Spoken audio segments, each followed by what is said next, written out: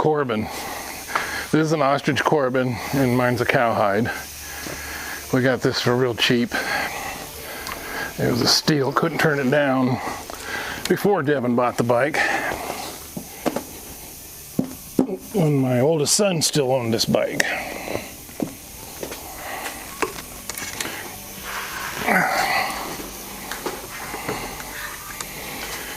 Oof. This thing weighs quite a bit more than a little Honda.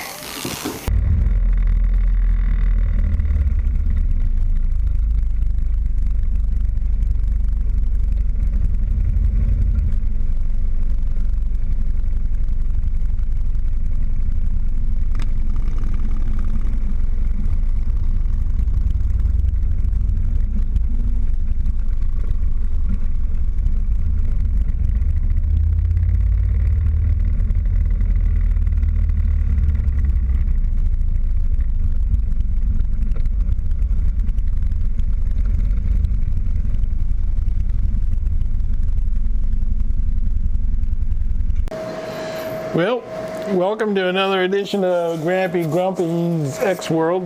Learned a lot since my first 4 episodes. Hopefully I'll get better at this as I go. I think I will. I'll be fine. My shop's still a mess. I haven't cleaned up nothing. Haven't had time, and so fooling around so much with everything else going on around here. I hope to make it better here in the next few days and look snazzy. Today's edition is basically part 5 with some additional stuff that I'll add on some other video I'd previously made. I found out through my first 4 episodes, 4 parts, that I forgot a couple parts. Oh my gosh, that lens is filthy. There we go, that's better. There's 3 things I forgot. I'm sure there's more yet on updates that you need to be aware of if you're going to buy an X or already own one or don't know anything about it. So we'll cover those first, and it'll be, this part won't be that big, but I'm going to add on a bunch of other things I'd previously made. So we'll start down the list. I got 3 items, chicken scratched, as usual. I'm not a very neat printer, that's why I do a lot of typing, or whatever.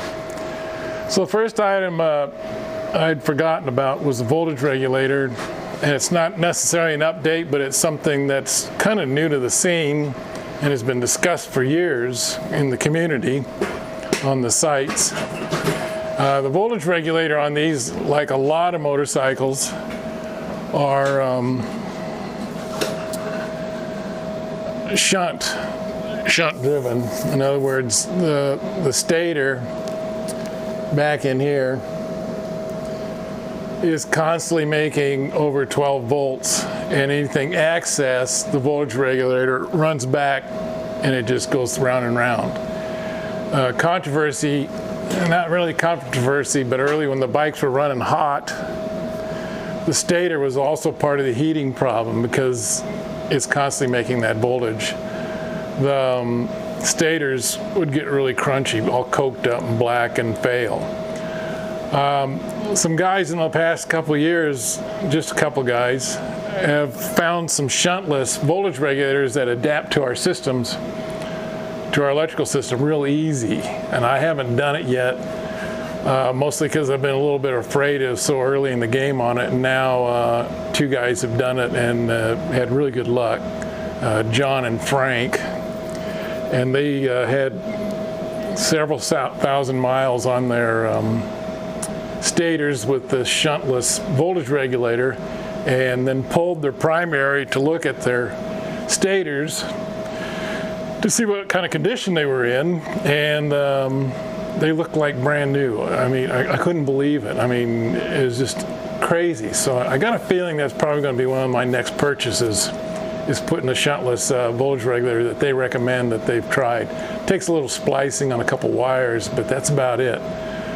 So basically, when you do that, the alternator quits producing electricity, and it only produces electricity as the battery needs it. So if you're running lights and road lights and whatever doodads you add on, like radio or whatever, to your bike, it's only going to make enough electricity for that. And this is the voltage regulator. It's hidden in here. It's not very deep. It's just kind of awkward to get to. But the voltage regulator that they got, I've seen pictures of it, stuff. It adapts really fairly easy. I think that's all there is in the stator. If I remember something as we go along, I'll come back to it. Second thing I found out just 2 years ago, or a year and some ago, up at the Deadwood get-together we had in May. I think it was May. Doesn't matter. I was talking to Duane Judge. He's one of the vendors in Minnesota that works on Excelsiors as an official club vendor. Has found out a lot of us, as our bikes have gotten older, have started weeping around the valve covers. And my bike is, in a previous video I pointed out, is getting kind of oily. And the first thing that most of us do, see here you can see the oil. Let me get a light. I'll get a light for you.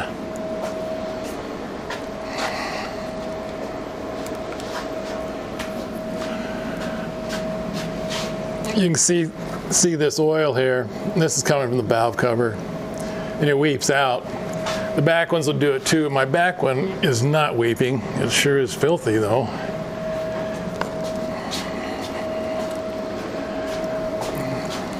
A little bit of oil here, but you can see the back one's good. Duane Judge discovered or found out, and maybe a lot of other guys know about it, I just didn't know about it. The valve covers, as they age, they must cure a little bit. They're aluminum from heat and this and that and coming and going. Once you get some miles on your bike, they tend to warp a little bit. And he found that out, and he said the best thing to do when you're going to fix that problem is to plane it, you know, put it on a belt sander or whatever to make it flat again, and it'll bolt down and it'll quit leaking. As a guy that didn't know that, I've replaced several valve cover gaskets. It's a giant O-ring that slips around in there and stuff. And within a matter of less than a year, it'd start leaking again. We'd tighten all the bolts down, it'd stop for a while, then it'd come back. Duane Judge figured out that you plane that surface flat, it'll stop leaking. And he said a belt sander, and I'm going to try. A buddy of mine, he's got a belt sander. I don't know if he's going to allow me to put aluminum on it, but I'll discuss it with him. If not, I'll figure out some way to plane that flat, and I'll cease to have that oil leak. Oh my gosh, it's really leaking pretty good. Look at that there on the where the exhaust comes out of that head there. You can see it, it's just almost weeping. On the back, oh yeah, and the voltage regulator's pretty damp too, all the way around the back side. Yeah, I got to get that done before season starts. So that's an issue that we found out. Well, I just found out last couple of years is a fix for it. Like I said, they don't really start leaking at first anyway. It usually takes quite a few miles, and I suppose if you drive some really hot weather or ride them hard in hot weather, that might cause some warping there or whatever. I'm not sure what causes it for sure, but that's what he says, and it works. So I'm going to try that next. Here's an old one that if you got an all original X and you're riding it, is the battery cables. Here's your battery box, and inside are two battery cables right inside here. The factory battery cables come loose real easy. My guess is on why they come loose is the frequency of the vibration of the engine. And it's really puzzling when it does it if you're not used to it. You think there's something wrong with the injection system or something like that until you can prove it out. The quickest the symptoms of it is you'll be driving along and it'll cut out and pop, or you'll pull up to a stop and it'll die. That's one of the symptoms. Or it'll just die as you're going along. I have seen a really, really bad one on a deadwood I worked on years ago. It got so loose and hot it was shooting sparks, and the inside of the battery cable was actually burnt from the battery cable bouncing around in there. Jamie and Marty came up, I don't know where they found them, they found some battery cables that were no memory in them. They were real soft and pliable, they didn't hold any kind of memory or anything, and they work really, really well, amazingly well. And I think they lost their vendor for that. I'm not sure what, and they sell a different cable now, but it seems to work still better than the factory ones. My bike, 525 here, has got the non-memory ones, the real soft and pliable ones. And I have had no issue with the battery cables coming loose since I put those on. I put them on around, it's been around 20,000 miles on it. This bike's got 42,000 on it, I think, 45,000, something like that. And I never had any problem till this year.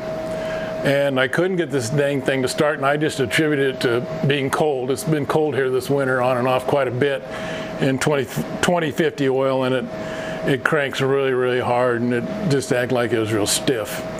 And that's what I thought it was, and I put the charger on, and I got a trickle plug-in, which I really recommend everybody gets, a trickle charger plug-in, so you can plug your bike into that and keep your battery maintained. And I'd charge it up, next day go out, and it'd just barely turn over. So I thought my battery is shot, because I couldn't get it running. There's no way I could test the output on it.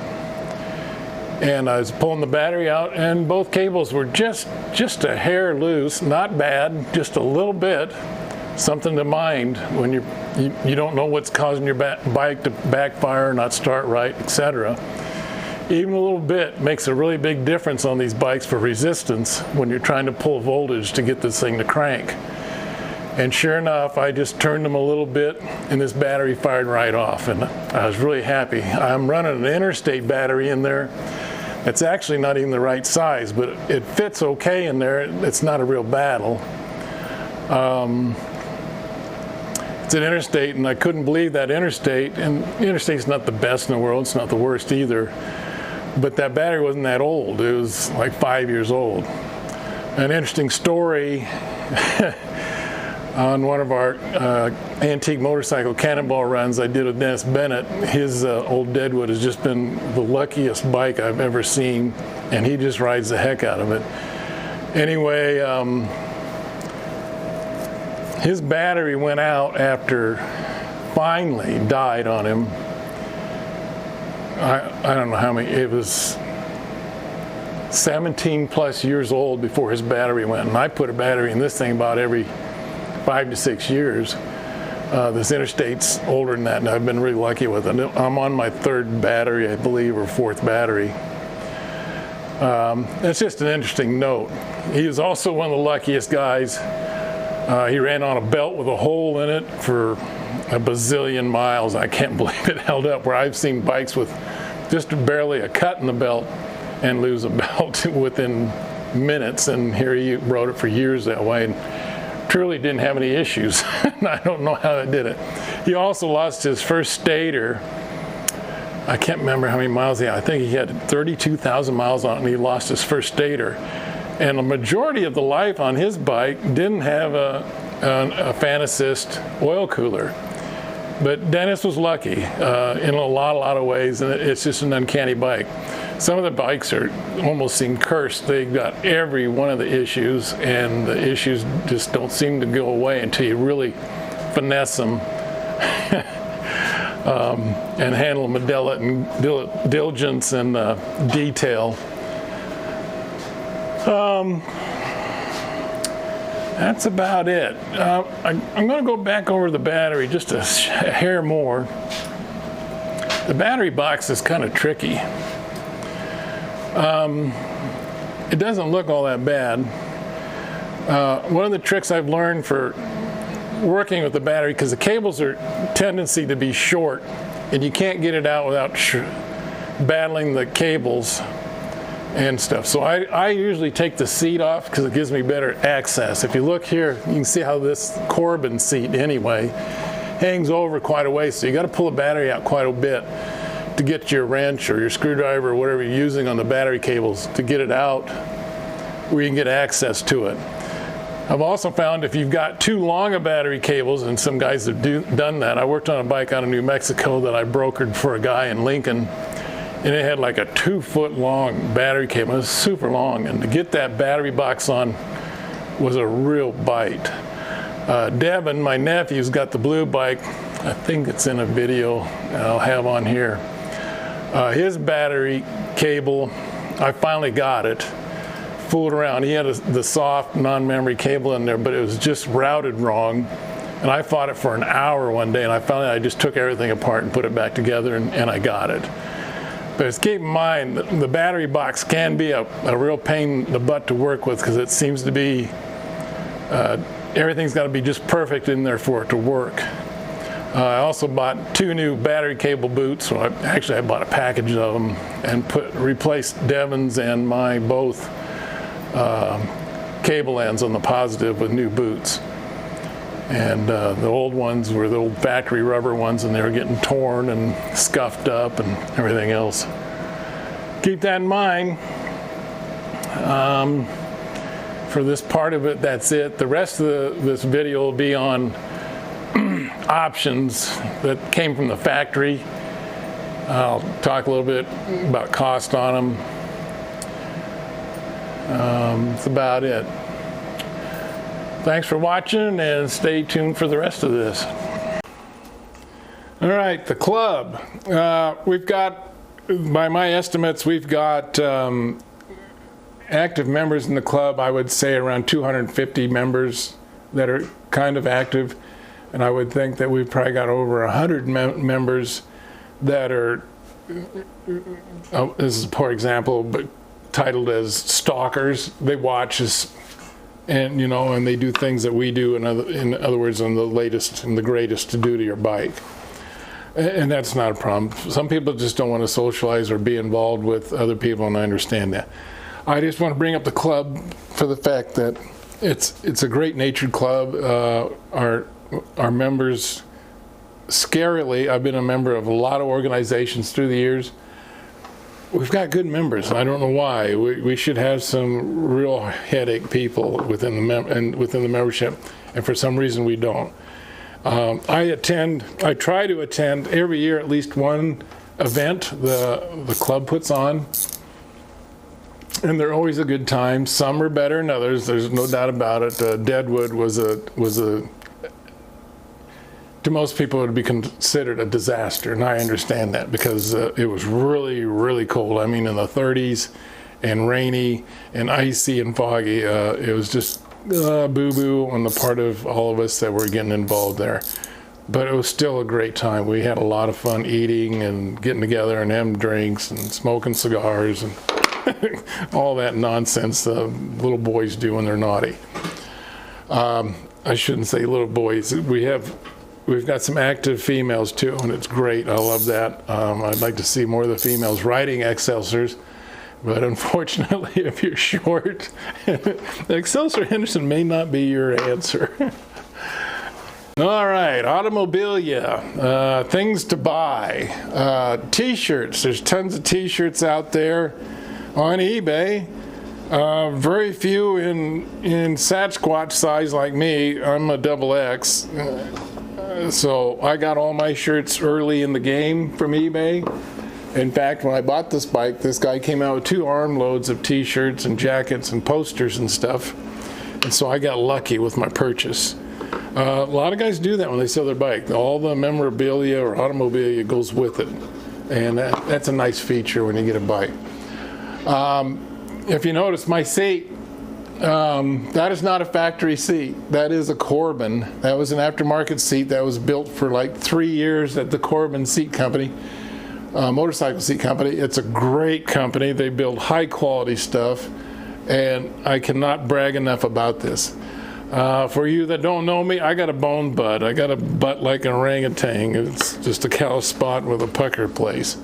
The factory seat, any distance at all, it hurt. I got to be honest. My first trip without a sheepskin to Sturgis just about crippled me. It was that bad. Our blue bike has also got a Corbin on it, and it is a ostrich hide. It's an expensive seat. We got for basically stole it. Got it for a very cheap price. Devin's, my nephew who owns that bike, just loves it. Corbins are very hard to find. Like I said, they only made those seats for like 3 years. If you can find one and it's any shape at all, expect to pay. I would guess at least $700 on up to $1,100.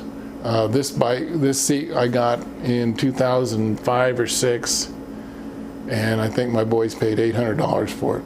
What's nice about the Corbins is that they got a gel in there, and then being it's heavy cowhide, it breaks into your butt, and so once it's broken, you're just comfortable in it all the time. And it's also got a nice little backrest for us crippled up old guys that need a backrest. And it's spring loaded, and it matches the bread, matches the color of the bike. Nice deal. Pipes, Bobby Baldwin and Jamie Marty did for a while. John Jones in Minnesota, who is another vendor that's gone, all made shotgun pipes, long shotguns. They're very pretty, and it's probably the best sounding, in my opinion, that's probably the best sounding of an Excelsior Henderson there is. It just really sounds great.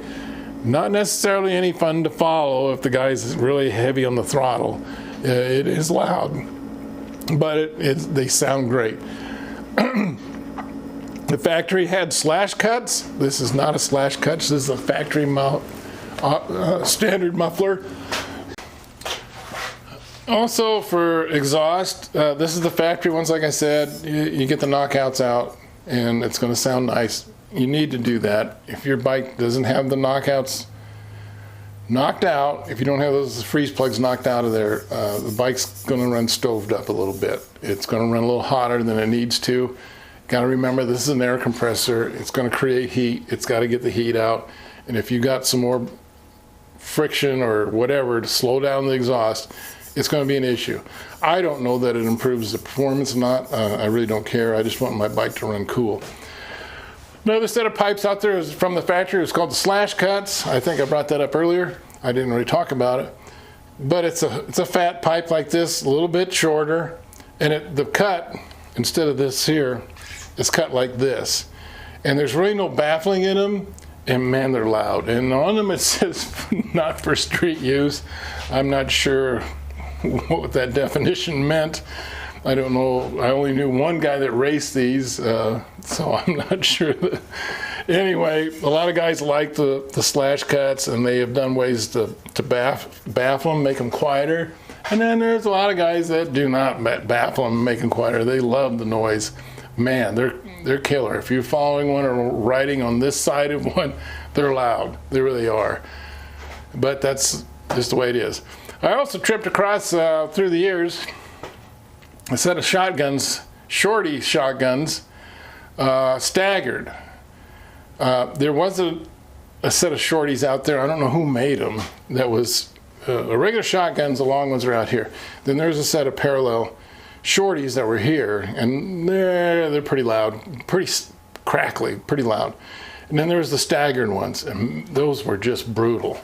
I've got a set of those, or I do, or I traded Dennis in South Dakota for them or whatever. I don't care if they ever come back or not. It's up to him if he wants. He didn't like them either. He has some very loud slash cuts on there, and he put the staggered shotguns on there, and he said it's too loud.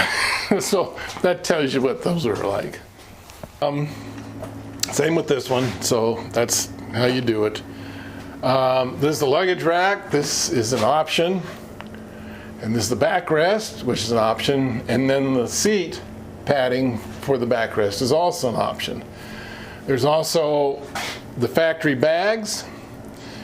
This here, current market.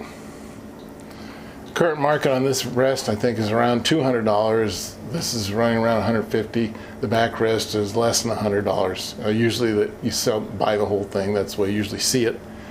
You can get the whole setup for less than $400. The factory bags are getting kind of rare. They're really sharp. I'm not a bag guy, that's why I don't have a set on here. But the ones that are out that I've seen, I've even put on some brand spanking new ones, are going to run $800 to $1,100 easy, especially if they're still in the box. And every once in a while, one of those will turn up. Windshield, the factory windshield, that is not a factory windshield. That's a wind vest, which works great, does everything I want. I didn't want a big windshield.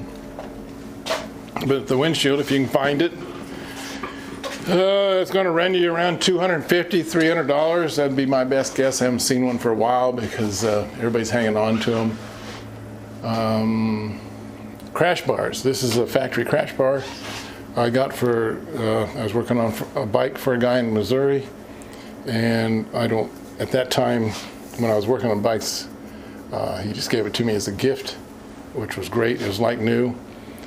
I think a factory crash bar now is also called road bars. My best guess would be around $250 or less, around there. It might be more. Things have gone up since COVID, I know that. Most of the gold pinstripe models are 2000s. The red pinstripe models are 99s. Springer front end actually works and is used as an anti-dive system. Mechanical compared to the electronic type today.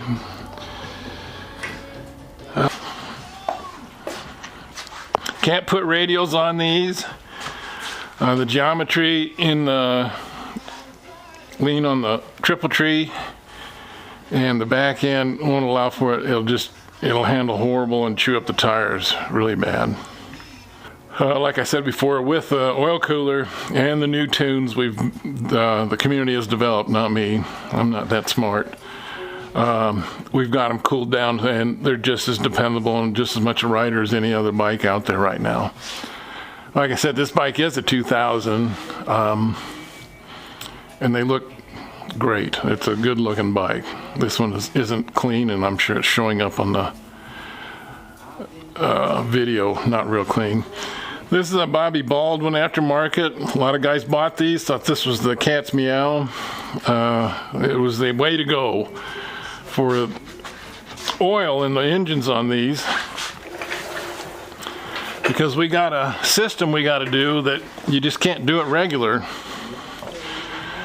on checking your oil. You just can't have it sitting on the kickstand and pull your dipstick out and expect that to give you a true reading. It doesn't work, and you'll get a false reading every single time, and it'll mess with it, and the next thing you know, you'll smoke your motor because you ain't got enough oil in it.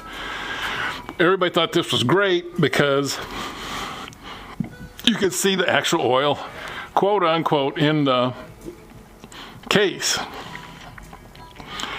Well, it does look cool, and Bobby Baldwin did a nice job on these. They look really nice, and they're billet aluminum, and it's got glass in there, and I don't know if I can show the oil. You can see the oil height there. Well, that's not the case behind here. That's a cavity by the oil pump. And I can tell you from first-hand experience, I was depending on that. I had a leaking issue, an oil pushing issue, actually, is shoving oil out of my bike. It's a whole nother story a long time ago. And this glass on my bike, when I had one on there, showed full. And I brought it back in here, it showed full, and so I was working on it some more, and I ended up draining the oil in it, and it had 1 quart in it. Do not believe this. This is not true. I don't care if you run the bike, warm it up, it's cold, whatever. That is not a true oil reading. That is baloney, but it looks cool. The oil dance, as it's called, or whatever you want to call it for checking the oil, is you get on your bike and you warm it up around 2,500 RPM for at least 45 seconds, 45 seconds to a minute. What you're doing is you're getting all the oil to the pumps and everything, and it's pushing it around. Make sure you get the oil good and warmed up. Run it for 45 seconds at 2,500 RPM. Take it off or shut it off. Get off the bike, put it on the kickstand, and then you pull your dipstick out. And it should be between, the oil should be in, there's 5 hash marks on the dipstick, and that oil should be on one of those levels. If it's a little low on there, on the hash marks, you might want to throw some on. If it's a little high, you've overfilled it and it's going to puke it. There you can see the 5 hash marks, and this is the 5 hash marks of the 2000s. I've heard that the 99s, and I don't know that, but the 99s might be different where the positioning is on those hash marks. Cams. They made some cams. Jim McCarthy came up with the development. He worked in R&D at Chrysler at the time, and he came up with a cam design for these. They're called H5s. H4s. H4s. Yeah, H4s. And it turns these bikes upside down. They work great. This bike has a set of them on here, and this bike will pull all the way to red line like a freight train. Whereas my bike, I don't have H5s or 4s in there, and it doesn't. It falls. It doesn't fall on its face. It'll run up to red line, but it's just a long, slow climb after